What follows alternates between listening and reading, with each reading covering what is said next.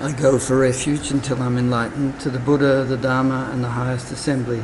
From the virtuous merit that I collect by practicing giving and the other perfections, may I attain the state of a Buddha in order to benefit all sentient beings. I go for refuge until I'm enlightened to the Buddha, the Dharma and the highest assembly. From the virtuous merit that I collect by practicing giving and the other perfections, may I attain the state of a Buddha in order to benefit all sentient beings. I go for refuge until I'm enlightened to the Buddha, the Dharma and the highest assembly. From the virtuous merit that I collect by practicing giving and the other perfections, may I attain the state of a Buddha in order to benefit all sentient beings.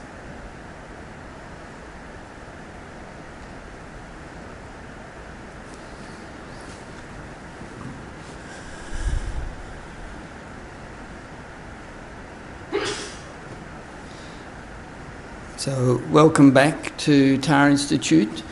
My name's Damien and I've been leading this month's Monday nights. This is the last one of the month, and so tonight I'd like to do a little bit of a recap and to try to clarify some of the sort of the more difficult or more obscure points. So just again, I did last week, I did a recap, so this is a recap of a recap. So the basic thing that I've been trying to share or to explain is the logic that if we can accept that we have this natural wish for happiness, and a natural wish to be free from suffering. You know, that is something quite natural or innate within our very existence. So merely from having a sense of I, merely from me here as a person, a sense of I, merely from that sense of I, there's the wish to be happy and the wish to be free from suffering. So, for us, that quest for happiness and the quest to be free from suffering is really the motivator of all of our actions in life. But to find that same attitude towards others is not necessarily natural. To have exactly that same feeling towards others, meaning I want others to be happy and I want others to be free from suffering, that attitude or that feeling, it's not the same natural tendency as we have towards our own suffering and our own happiness. So that's a very important thing to understand. And so, like I've been saying each week, you can say that the attitude and the actions to benefit others and to not harm others. So the attitude to benefit others, the wish to benefit others, and the wish to not harm others, the actions to benefit others and the actions of not harming others, that is the real essence of the Buddha's teachings. So the Buddha didn't have to teach us to want happiness and to want to be free from suffering ourselves, because it's something that we naturally possess. But we don't necessarily naturally possess the wish to benefit others and the wish to free others from suffering. So under the influence of attachment, or even what little real love and compassion that we have, as being human, we do have concern for others. But that concern for others is conditional. So, like for our children, our parents or whatever, we might have a very deep feeling of concern and affection and the wish that they be happy and the wish that they be free from suffering. But it is actually conditioned by the fact that they are our parents or they are our children. and to your best friend. So long as they are your best friend, then you have this wish that they be happy and the wish they be free from suffering. But if by some circumstance or whatever they're no longer your best friend, then those wishes for their happiness and that wish for their freedoms from suffering just disappear. So we have this, what you might call like a conditioned. We have a conditioned wish for others to be happy and a wish for others to be free from suffering. So what the Buddha is sort of promoting the idea of is an unconditioned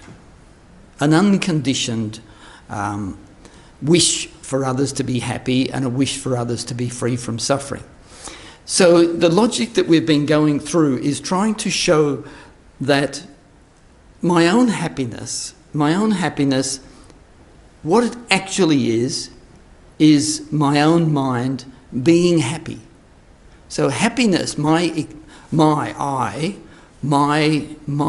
experience of happiness is actually my experience of my own happy mind, my mind being happy.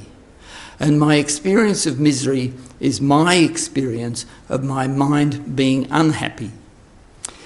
So even though we might generally say that somebody else or some circumstance or my broken leg, my itchy neck, the sunburn, these things, we say, oh, the sunburn is making me really unhappy. But to investigate and to see that in between that physical phenomena and my actual experience, there is my state of mind, is in between. And the thing that is directly making me unhappy or directly making me happy is actually my state of mind. So that's an important point to understand. And that can explain why that depending on my state of mind, a person who upsets me, at one day they will make me unhappy, the next day I feel nothing. So, and it's all to do with the object in my mind and the state of mind that I am perceiving that object. What is that state of mind that I'm perceiving that object? So this is one of the key things, I think, I don't think it's a particularly complicated point, but we have to remind ourselves over and over again that in any circumstance, what is actually making me happy or what is actually making me unhappy is that the state of mind that I possess at that moment. And so some of the examples that we've been talking about is that a person who you find very challenging and upsetting and difficult, but then they go home and you go home, and all of a sudden that problem has disappeared. But that person is not any different, and you are not any different. But what is different is that that person is no longer an object in your mind. And so from that we can actually learn that the critical thing is not that that person is annoying. That's not the critical thing. The critical thing is that I have that annoying person in my mental focus. And so to see that it's actually my mental focus which is the thing that brings either happiness or suffering to my experience. So the sunburnt neck, it's so bad, I feel awful, I feel sick, and then somebody says, do you want a beer? Oh, it's gone, because the mind has moved from the sunburn to the beer. And in that moment, the sunburn is no longer an object of your mind, and hence the experience of the sunburn has disappeared from your mind. Now, the sunburn hasn't disappeared, but the experience of the sunburn has disappeared. And so, these examples, we can learn from them, and what we try to learn is that the ability that I have to control my mind can enable me to either have happiness or have misery, depending on the object that I focus on with my mind.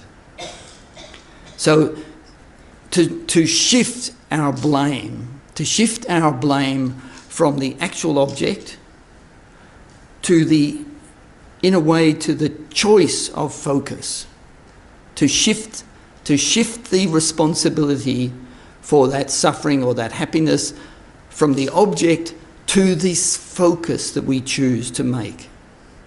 So that's one important thing to understand.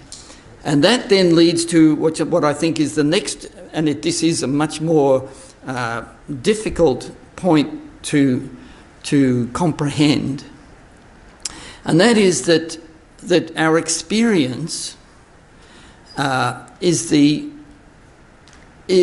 product. It's the product of some previous cause, some prior cause. So with happiness and with suffering, we can examine. There's three or four possibilities. That happiness is caused by something very particular that is similar, like it's got a shared quality to happiness. That happiness is caused by something which is actually diametrically opposite. That happiness is just random. Or that happiness actually has no cause. So, and that misery is random. Misery is created by something that is similar in nature, or it is created by something which is opposite in nature, or it's not created at all. Like we can sort of have a look at all of the realm of possibilities. So Buddhism states that happiness is created by something which is similar in nature. That there is an action at some point in the past that creates that is a cause, and that somehow results in an experience for me which is a happy experience, because the cause that created it is, something similar in nature.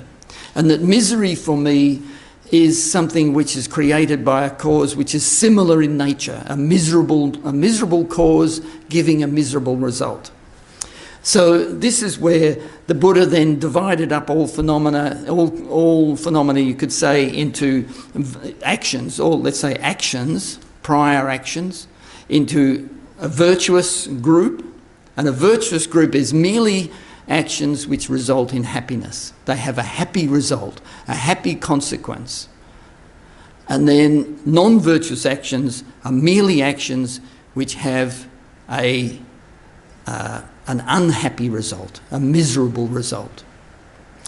So this then, the idea then is that the person, that I, embrace a practice where I try to engage in the virtuous actions, the ones that will result in happiness, and that I will abandon the non-virtuous actions, the ones that result in suffering, in misery. So this connection between cause and effect, I think for us is quite difficult to see. And so, in our normal society, we rail against the idea of, why do bad things happen to good people, or why do bad people have such good things happen to them, So these we sort of react against. We want to see that there is a cause and effect, that my to walk through that door, I have to have the mind, and I put my feet in that direction, and I start walking, and I go out that door. We don't have the experience that I sort of head towards that door and somehow magically go out that door. We have a natural expectation of cause and effect. If I want to make a cup of tea, I assemble the ingredients and I put them in the cup in the right sequence, and I do the right actions, and I end up with a cup of tea. So we have a natural reliance on cause and effect. So we can be confident that that same reliance is true for our deepest experiences of happiness or misery. So let's say we embrace the idea that there is a particular and definite cause for happiness, and that there is a particular and definite cause for misery. So it's probably worth talking a little bit about, this karma, what normally in the Buddhist tradition is called karma, but the recommendation from Geshe Doga is that maybe we should use the word action instead of the word karma. So if we talk about an action that I did, say some fairly significant action that I did yesterday, it's said that it has a multiple of effects. There's a multitude, there's several different effects that come from that action. The first one is, I'll just mention it, it's called the throwing result, which is sort of like the main result of that action. Okay, so we won't worry too much about that one. The second one is the one that is of most interest to us. And that is that action will have a result which is similar to the cause. It's similar to the cause in terms of experience, and it is similar to the cause in terms of habituation.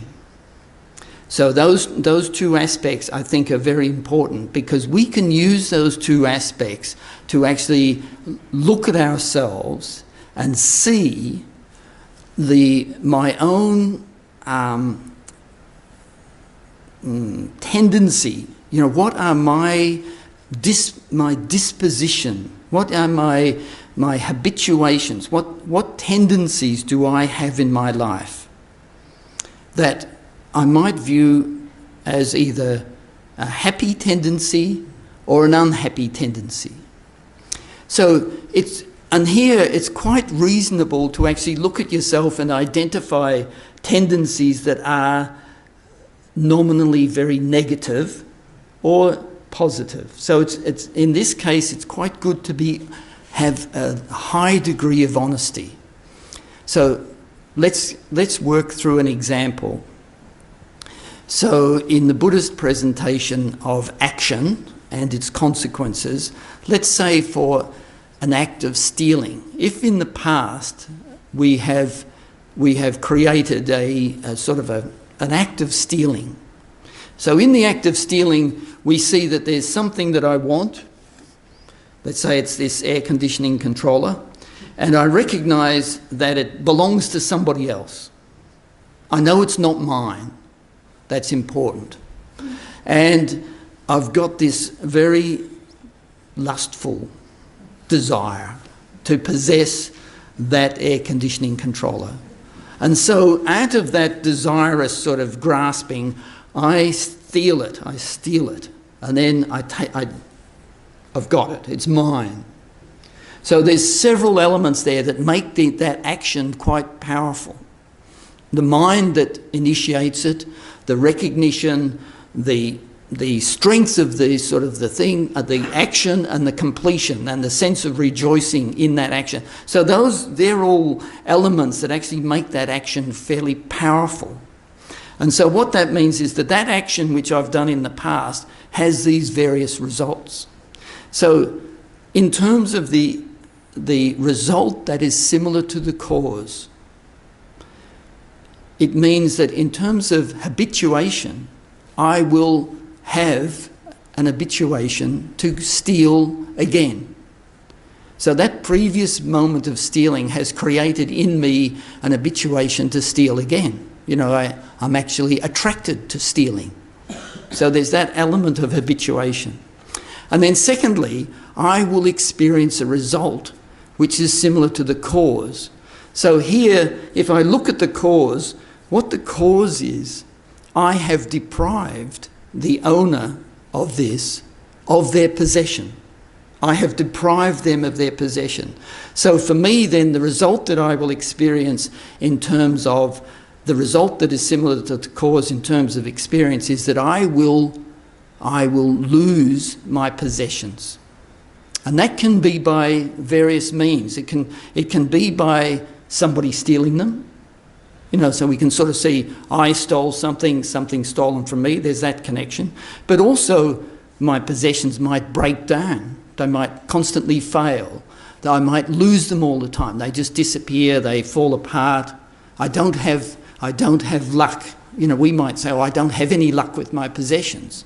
So that could be the consequence of stealing. And so these two aspects, we can look at them. The results similar to the cause in terms of experience, and the results similar to the cause in terms of habituation. So you might think this is all pretty bizarre, but the point of it is that we can check, like, do I have a liking for stealing? Do I have a liking for killing things? Do I sort of readily kill things? Do I regularly lie? Do I sort of have a strong desire for other people's wives? Do I have can't find time to do anything because I'm just always watching TV or Facebook, and so I have a tendency. So if we think of idle gossip, when we went through all the things last week, idle gossip, we said idle gossip is one of these non-virtues, primarily because it wastes time. So in our lives, if we have an habituation or an experience, we have an experience. So the result similar to the cause in terms of experience is that I can never find time to meditate, to read a Dharma book, to study, to come to Tara Institute. I just don't have the time because I'm so busy. So you could possibly identify that as the result of that idle gossip, that time wasting, that aspect of time wasting. So the consequence of that is that A, I don't have any time, and B, I love wasting time. So in terms of habituation and experience, I can check and I can say, possibly I am experiencing the results of idle gossip. So let's move on to something more complex in a way, harmful intent. So the negativity of concocting aversion in your mind towards others, that concocting of aversion. So an action in the past of that harmful intent, that as a motivator, let's say as a motivator of an action in the past where we killed or stole or lied or whatever, it can be motivated out of that harmful intent. So we can see in ourselves the readiness that our habituation goes to a harmful mind. So in my experience, there's this sort of fantasizing of harm can occur. So I would have to admit that is evidence of the result similar to the cause in terms of habituation, in that my mind feels that harmful, that wish to harm. It seems naturally comes up. You might read something in the newspaper or see something on the TV, and your response is, they should lock that person up, they should hang him, they should shoot him, they should, that's the thing to check in your reaction to what you read, see, hear, or are presented with. Is your immediate reaction a harmful action, a harmful thought? Because it doesn't have to be a harmful thought. It doesn't have to be a harmful thought. That doesn't have to be your reaction. And so then also then in terms of experience, I would say, you know, and we might, in the society, we might say, oh, that's reasonable, but we can look and we can see people who are fearful. They're fearful all the time that somebody's going to walk through that door with a gun and shoot everybody. You know, that they have, we might say, oh, that says that some of that is exaggerated, but I think we all possess it to some degree. To walk down a dark street at night, I think most of us probably have that sort of, we've really become really fearful. There may not be anything to fear, but we have the experience of fear. And so that also would be attributed to the mind of harmful intent in the past. So in the result that is similar to the cause, what we experience is fear. So some people are very, very fearful. They're fearful in sort of every direction. So that again could be the result of harmful intent in the past. And so now they are experiencing the result that is similar to the cause in terms of experience. They're experiencing what I did to, you know, I am experiencing what I did to somebody else in the past by harmful action or harmful intent. I made them fearful, you know, by harming them. And so now I'm experiencing the result that is similar to the cause in terms of experience. And so for no reason, I am fearful. You know, the roof's going to fall in, I'll get wet on the way home. You know, like we can build up a whole lot of circumstances into a very fearful experience. And so the point of all this is, you might think this is a very dark analysis of life, but personally, I like this analysis, because for me, I see this as a motivator to make me convinced that engaging in virtuous actions is worthwhile and abandoning non-virtuous actions is worthwhile. That they are not something distant to my own experience. You know, they're not like, oh, the 10 non-virtues, the 10 virtues. Well, look, I'm pretty good on that balance sheet. You know, I haven't got a problem with that. You know, it's not relevant to me. That is a very naive and incorrect assessment, I believe. Certainly in my case, I can see that. And so that's why I think this analysis of my own experience can be a motivator that I don't become blasé about creating virtue or creating non-virtue. But the reality is that I am blasé. I do not engage rigorously in that. And so that's something to understand. And I think this is the point, that we have to visit and revisit this logic again and again to try to convince ourselves that this really is valid and really is the path that I need to very energetically follow.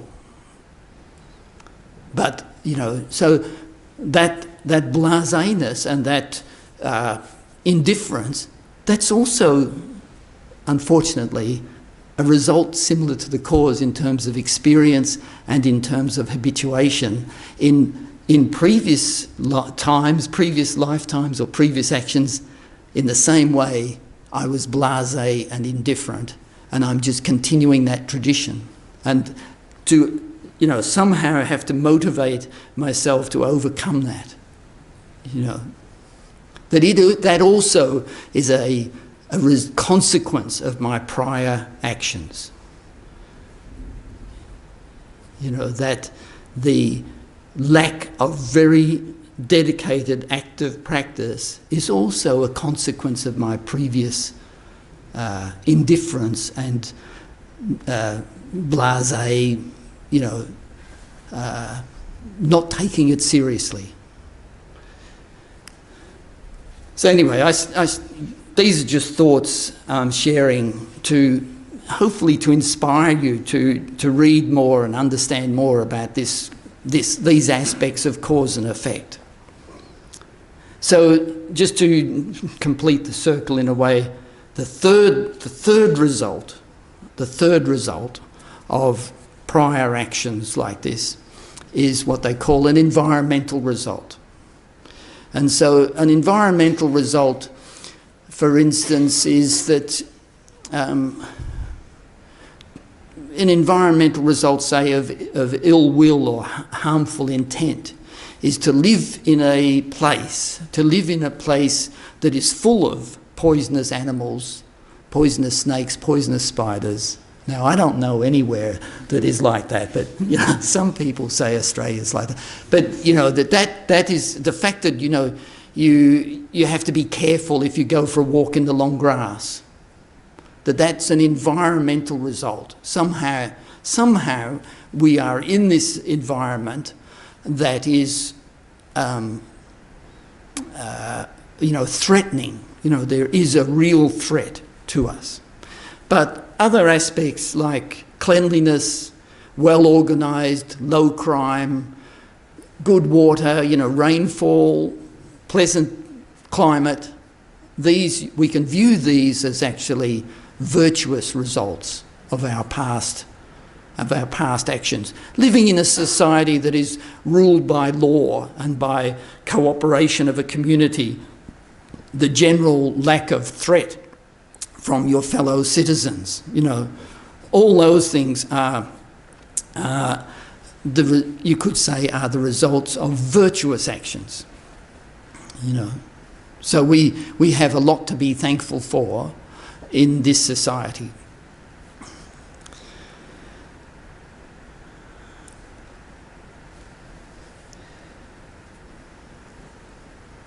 So in this whole analysis is to come to a very strong conviction from your own experience, so not that we sort of diminish what the Buddha said or what the Bible says or any other religion says, but to do this analysis and end up with a very strong conviction which is rooted in your own experience. And because it's rooted in your own experience, it becomes unshakable. If we just sort of try to follow a guideline and it's you pick up the pamphlet and it says do this, don't do that, it hasn't got a lot of power for us compared to having a really deep-seated conviction that is rooted in your own experience and your own analysis, repeated analysis and study and reflection. And then from that process to have a very strong conviction in this path, to follow this path of engaging in virtuous action and abandoning non-virtuous action. To have a very strong conviction in the need to do that. So that's why we can engage in this process. So I think, as I've said in past weeks, part of this is. So let's say we think I'm going to engage in virtue and I'm going to abandon non-virtue. And what that really means is that in my mind I try to hold a virtuous object. And holding a virtuous object means that my state of mind is a virtuous state of mind holding that virtuous object. So love and compassion is an example. They are examples of virtuous mind. And so the more that I can maintain an attitude of love and compassion in my mind, then you can immediately see that wanting to harm somebody else, that thought is not possible. It is not possible if my mind is in a state of love and compassion, because the thought to harm is not compatible with an attitude of love and compassion. And that's a very clear contradiction between the mind wishing to harm and the mind of love and compassion. The two cannot abide together in your mind. And so holding a mind of love and compassion actually protects your mind from engaging in a mind wishing to harm others. So in meditation, the definition of meditation is, in this tradition, is to hold the virtuous object. So in the meditation practice, we focus on an object which does not arise any negativity. You know, that the object we choose and the object we focus on cannot arise anger or jealousy or hatred or competitiveness. It's an object that is devoid of that possibility. So even when we meditate on the breath, you know, the breath is such a neutral object that focusing entirely on the breath means that anger will not arise.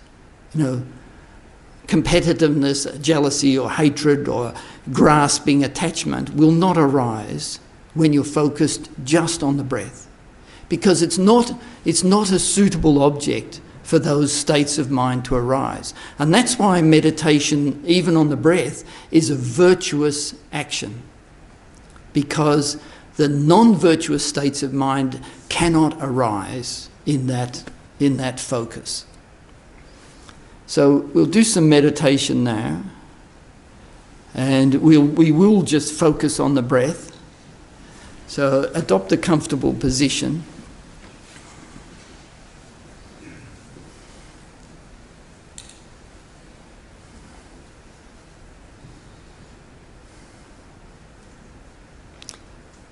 And just become aware of where is your mind? What is your mind doing? What object does it have in it? And if it sort of seems like it's physically somewhere else, you know, down at Chadstone or the beach or, you know, somewhere else, then bring it within yourself, here, right here, into the room, within yourself. And then all of the various thoughts that are in your mind, let them just drop away and keep that process going until it's like you have no thought. And then turn your attention on the breath and keep your focus 100% on the breath. So have a very strong determination to keep your focus on the breath. And we'll just do this in short segments of just about 2 minutes each, so they're very short meditations. So go into the meditation with a very strong determination right from the first moment of the meditation to have your focus absolutely on the breath.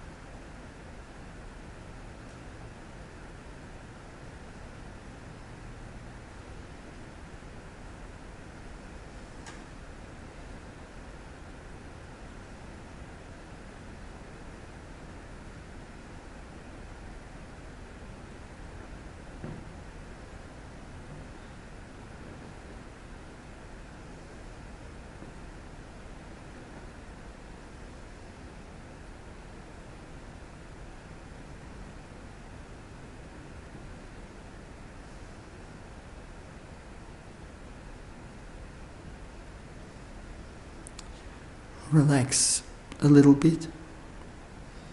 So just check and be sort of honestly assess your meditation. You know, recognize your level of concentration, and then again make a strong determination to have 100% focus on the breath. And so we just repeat that same meditation. So once again, focus on the breath.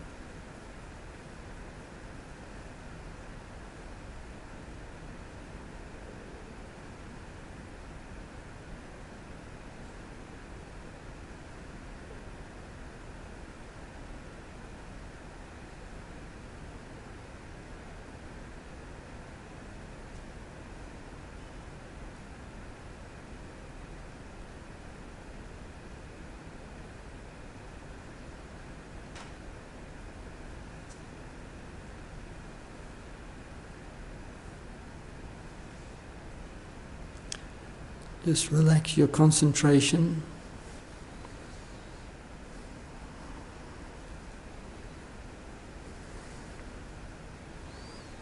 So now we can try a different type of meditation. So in the last 4 weeks I have brought up a lot of different topics, and what I'm going to ask you to do is to pick one of the points, like for instance establishing that the happiness I experience and the misery that I experience is really due to the state of mind I have, rather than the external. So this is an assertion that I've made. You know, I'm making this assertion that the happiness that I experience and the suffering that I experience is actually due to the state of mind I have at that moment, more than the external object. Okay? So what? That's one choice. I'm going to give you a couple of choices because you might like all the same choices. But okay, so then we can spend a minute or two analysing whether that's correct or not correct, based on your own experience. So you examine it within your own experience to see if that's true or not. Okay? So then the other one is this connection between virtuous actions and the result, the happy result, and non-virtuous actions and the unhappy result, and also the assertion that a non-virtuous action has, you know, in Buddhist terminology as well, a delusion. So we might all quite happily agree that that if I have hatred in my mind, I can feel the disturbance, and so it's not a happy experience. But sometimes things like competitiveness or lust or not so much jealousy. I think jealousy is, to me anyway, obviously feels unpleasant. But some of these different things, on first look, they don't seem that unpleasant. And so we have to sort of go into the actual state of mind a little bit have a closer look. So that's another thing that we can investigate as to whether anger, lust, you know, let's say competitiveness or pride, you know, that sort of self-centered pride, arrogance, to miserliness, to actually examine the experience and see if you can identify the disturbance that occurs from those. So that's another little meditation. So let's just with only just 2 minutes or so, pick one of these, and then just spend 2 minutes examining that, whether you think that's true or not.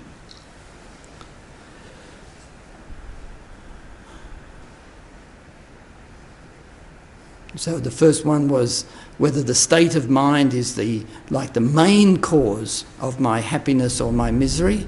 And then the other one was having a look at some of these states of mind, the delusions, and see if you can accept that they are disturbing by their own nature.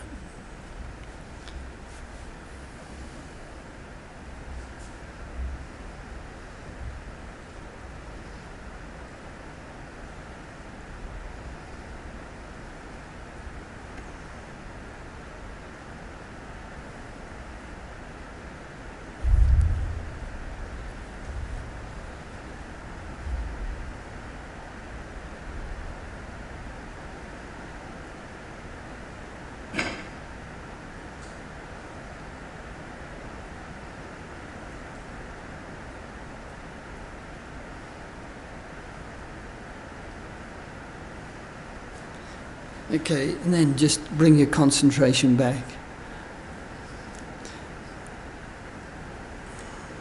So we've got some time now for some questions or discussion. Yeah. I'm very interested in that how, so the habituation, becoming a lifetime of stuff.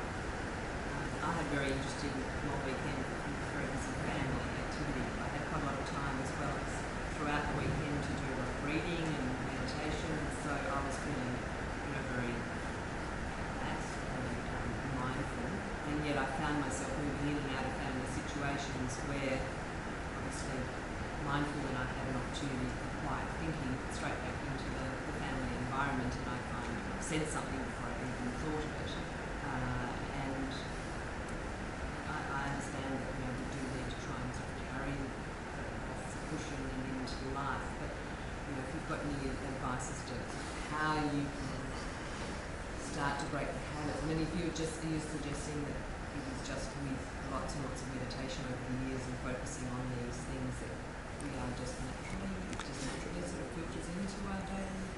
Yeah. So the question is about the. I'll try to shorten that down a bit. Yeah.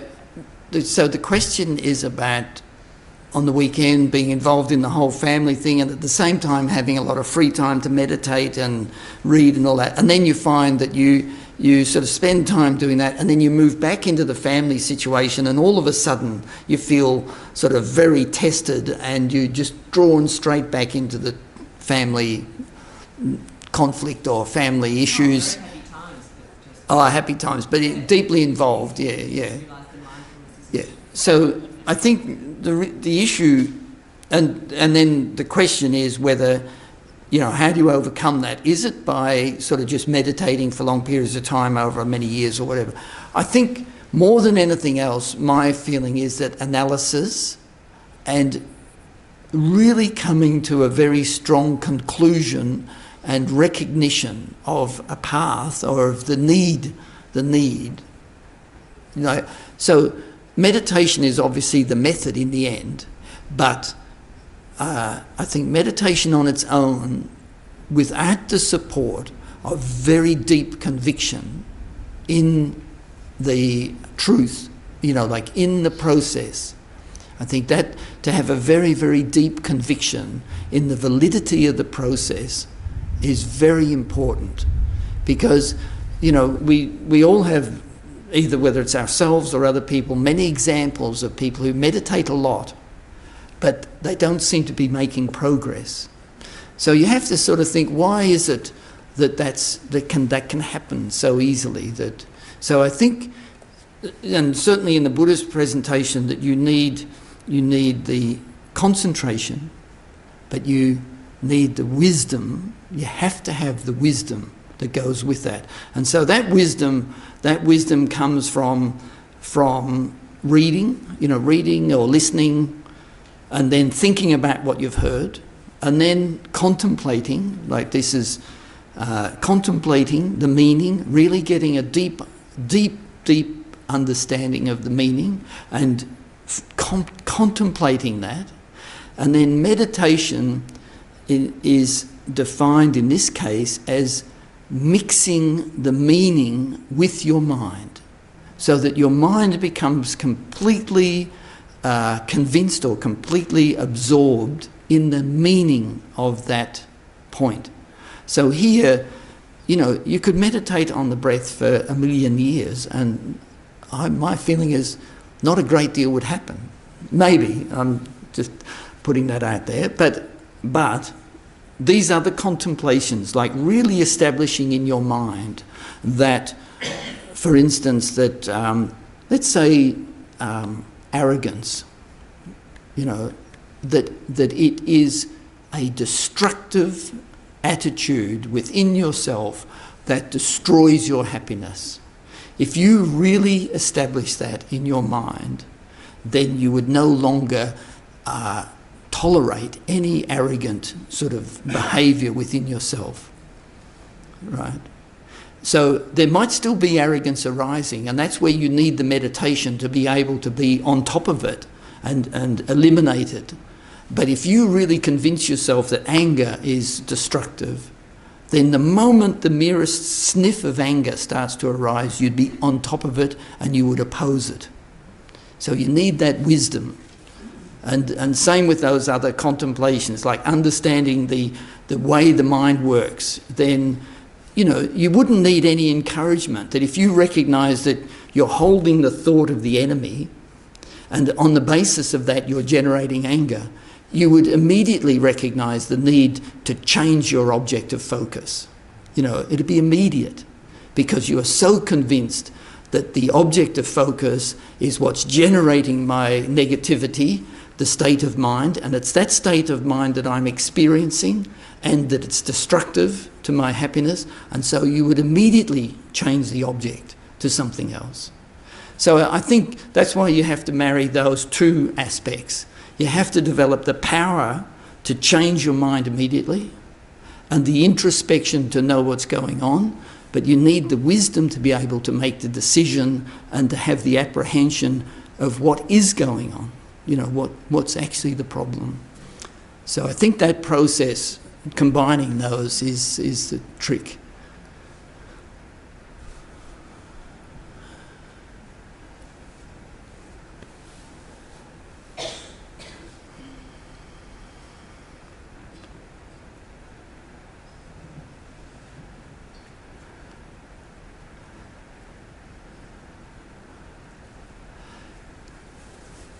We can also think that the beautiful rain we're getting is sort of the blessing of the Buddhas coming down, just, maybe I think that's a good thing to think personally, but anyway. I've got a little example because it still perplexes me and it's a very simple one. Through living in Melbourne, I find I end up counting how many grey days we have. I end up kind of feeling quite miserable with grey weather, and when it's hot, it's like everyone's miserable because it's hot in Melbourne, and I'm really happy. Tomorrow morning will probably be a grey morning, and then it will be sunny in the afternoon, and I'll be happy and everyone else will be miserable. So I'm just wondering, I'm looking at that and going, I know that behind the grey sky is blue, and then I read information about, science saying that there's light deprivation, and just in that 2 minutes, light deprivation can cause kind of a depression. And so in that 2 minutes I was looking going, it's my state of mind that's causing me to feel a little down when the winter's here. I feel very long. So that's my. I'm just putting this out there because I still can't unravel it. It's like is the thought before the emotion or the emotion before the thought? If I stub my toe, it's the physical, and then the thought comes after that. All that hurts, But if it's, I'm just putting it out there. I still can't. So, Di, so let me be clear. You're asserting that the grey days, Yes. so-called grey days, whatever they are, I'm not quite sure what they are, but let's say the grey days, cause you to be unhappy. Yes. And the hot, warm days cause you to be happy. Okay, so is it right to say that 6 months of the year you're unhappy and 6 months of the year you're happy? Yes. So, and what about right now? Right now I'm in the middle. So, and how do you go between nighttime and daytime? I'm usually asleep. And When it's a blue sky. If I live in a, and how do you go between being indoors and being outdoors? oh no, that's a good question. I prefer outdoors. No, but let's say when you're indoors, Yeah. you can't see the sky. No. What do you do then? Right. Okay. That's back to my state of mind. Okay. And I'm usually fine. I can usually. It's because the outside I can control that, but I can't control the dimmer switch outside. Well, I think your assertion needs some examining. Yes. And my experience of you is that I'm surprised that the weather has any impact on your state of mind at all. Oh, I'm giving out a bit of its confession. Yeah, look, anyway, you can go through the analysis. That's the thing. I'm trying to work So- out, is it the emotion or the thought makes the emotion or the emotion makes the thought? It seems interdependent. The object. So the exercise that you could do is that you're making the assertion that the grey sky in itself generates within you an unhappy state of mind. So it's an external, and that worries me. Well, no, but this is the way you can examine the you know, if you think that's what the case is. So the thing is to look at that process and you say, all right, my mind is focusing on the grey sky, and that object has various characteristics. And one of them for you is that it definitely has a characteristic of being an unhappiness cause. You know, the grey itself, you're asserting that it itself is an unhappiness cause. And because that's the object you're holding, then in your mind you generate unhappiness because it's reflecting the object. You know, it's reflecting that object, which you have prescribed as being a definite unhappiness cause. So one of the things you can check is, does anybody else share that view? You know, and you'll get a variety of responses. So that can lead you to question as to whether the sky itself is that, right?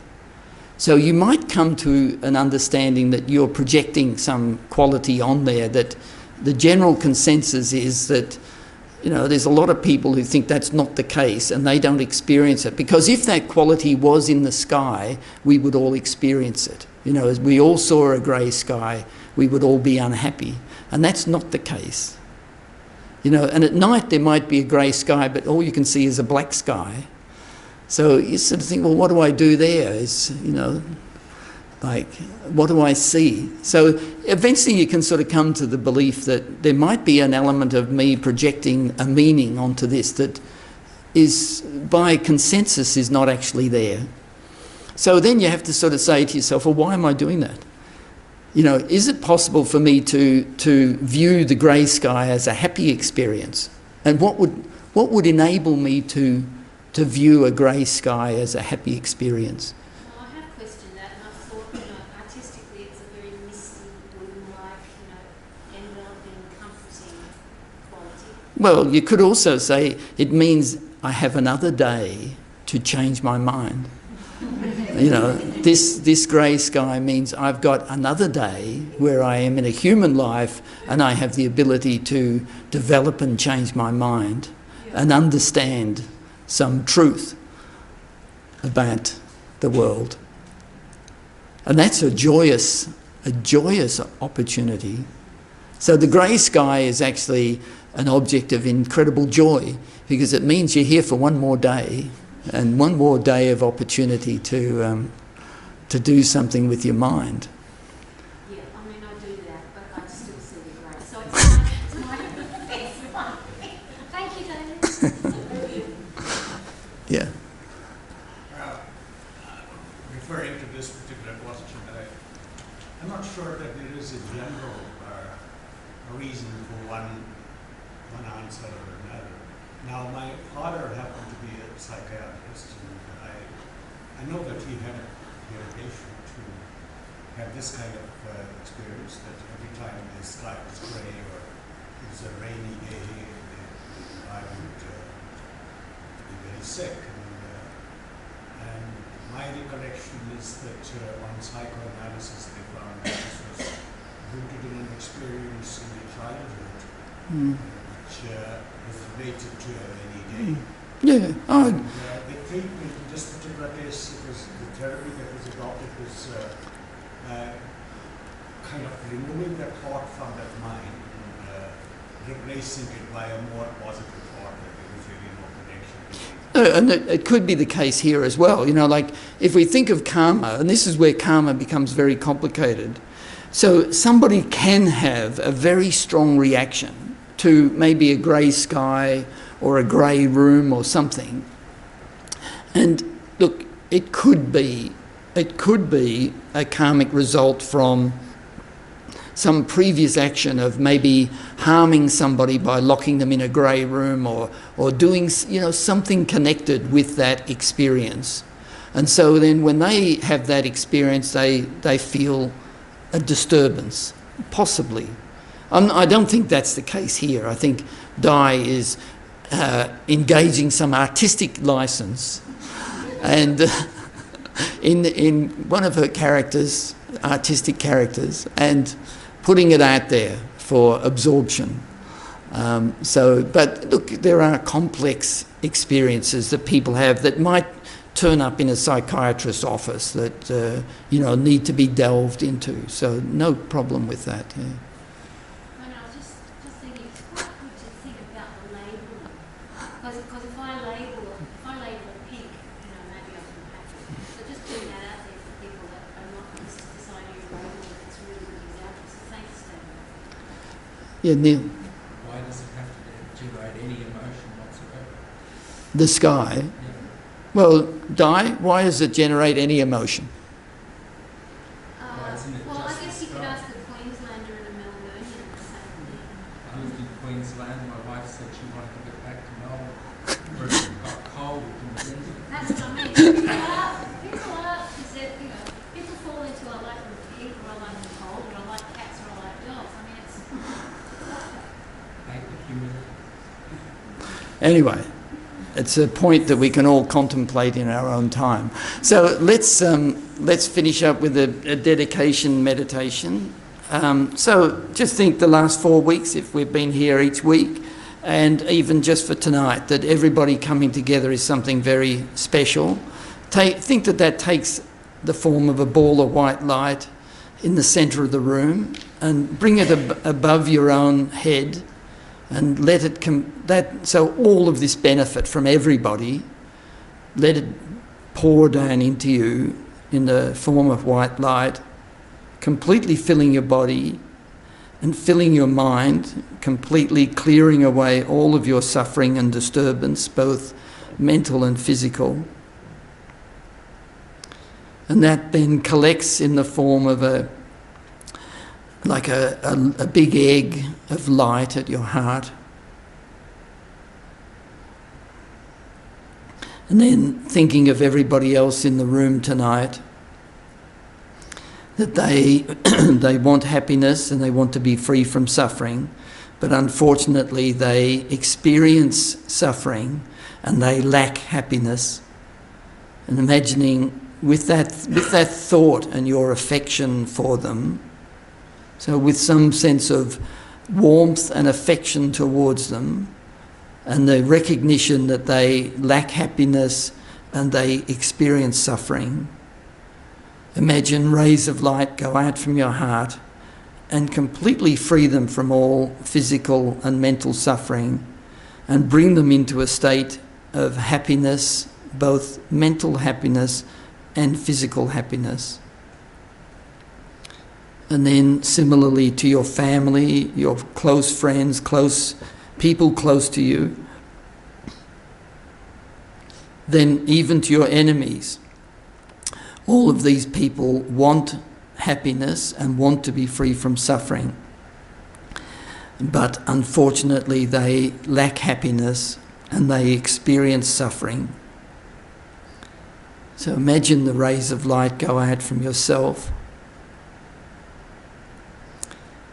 and fill their bodies with light and fill their minds with great joy and happiness. And so in this way, keep extending this to every living being, so we can imagine a vast ocean of living beings in front of us, all in the form of humans. Imagine every living being, but in front of you in the form of a human. And with this same view, we know that they all want happiness and they want to be free from suffering, but unfortunately they lack happiness and they experience suffering. So imagine the rays of light go right out to every living being without any condition, without any prejudice, without any sort of different attitudes towards different people, but everybody unconditionally, exactly the same to every living being, and establish them in happiness and completely free from suffering. So imagine the rays of light go out.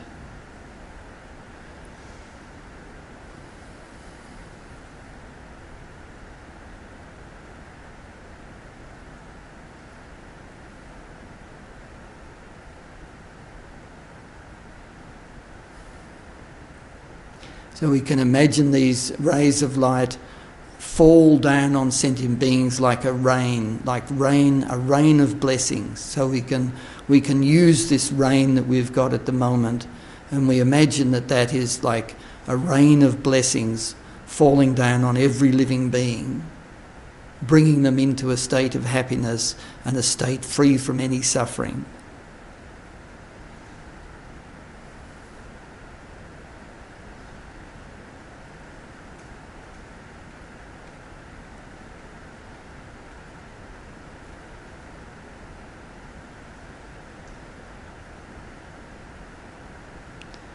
And then absorb that light back into yourself.